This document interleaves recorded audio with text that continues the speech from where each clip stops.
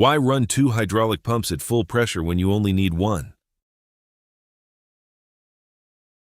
In many hydraulic systems, you need high flow for fast movement, but high pressure for heavy-duty work. That's where a two-pump high-low system comes in. A high-flow pump and a high-pressure pump work together during rapid movement.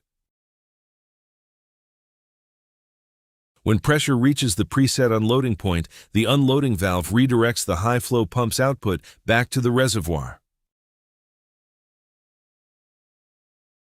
Now the high-pressure pump continues doing the heavy work while the high-flow pump operates with minimal load.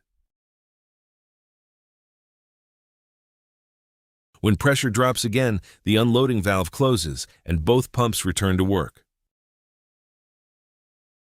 This makes two-pump high-low systems ideal for hydraulic presses, injection molding machines, clamping systems, and material handling equipment. HFD's VEP series is designed for two-pump high-low applications with flow capacities from 28 to 200 liters per minute and pressure ratings up to 350 bar.